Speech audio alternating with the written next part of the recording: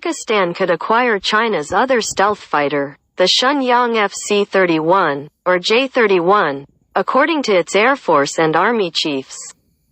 The news comes just as the fighter is also being ready to operate from China's Fujian aircraft carrier and become Beijing's second carrier-borne strike fighter after the J-15.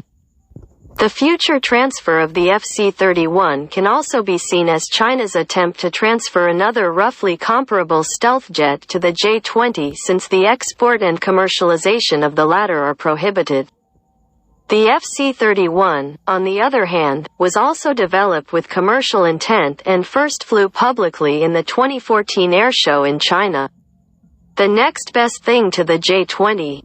It potentially has a significant amount of fifth-generation technologies like advanced electronics, avionics, radars, mission computers, fire control systems, and internal weapons bays, making it a capable air dominance fighter. Pakistan Air Force, PAF, Chief Air Chief Marshal Zahir Ahmed Babar Sidhu confirmed the service's acquisition of the FC-31 stealth fighter.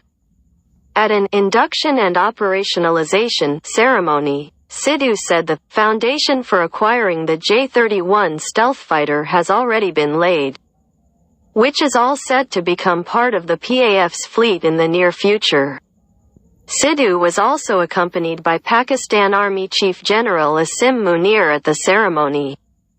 The platforms formally inducted include the J-10C fighters, air mobility aircraft like the C-130H, Airbus A319, Boeing 737, Piper M600, Bika 350I, new radar systems, unmanned aerial vehicle, UAV, like the Bayraktar Akinci, TB2, SHAHPAR-2, swarm drones and long-range vectors, which possibly include surface-to-air missiles, SAM, with greater reach.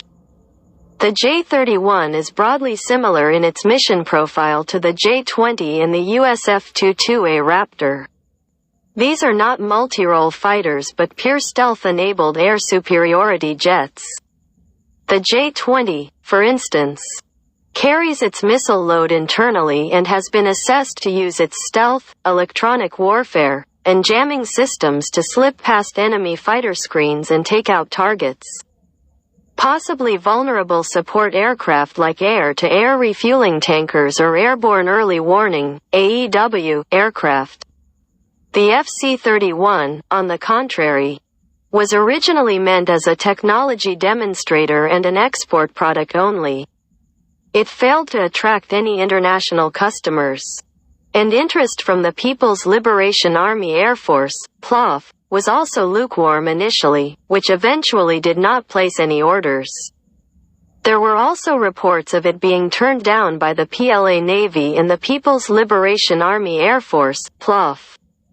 But it was revived for carrier operations after growing tensions with the U.S. in the Western Pacific. The J-20, too, was ruled out from carrier operations, given it would require a complete redesign of the airframe to have foldable wings to operate from a carrier. Both China's stealth aircraft will have been envisaged to operate together over the Western Pacific. The J-31 can carry 4 PL-15 medium-range air-to-air missiles in the internal weapons bay and 2 short-range Place-10 missiles for dogfights on external hardpoints. Indeed, it has been indicated that the FC-31, J-31 can also carry weapons on its external hardpoints, but this will compromise stealth and will depend on the tactical situation at the time. When it enters service with the plan, possibly aligned with the operationalization of the Fujian carrier, the J-31 might undertake the basic aerial protection roles for the fleet and integral support for the J-15s from enemy fighters, while the latter conducts the complex anti-ship and ground strike missions. This is given its smaller and lighter profile. The J-15, a Chinese derivative of the Russian Su-33, is the larger, heavier jet primarily assessed as the plan's primary air superiority, multi-role mainstay. The J-15 and the J-31 are expected to operate together, particularly the latter being speculated from the Fujian. This is indicated by mock-ups of the J-31 on the Fujian in photos emerging on social media. Pictures from July 2022 showed the J-31's first clear image on the ground with the maintenance crew surfacing.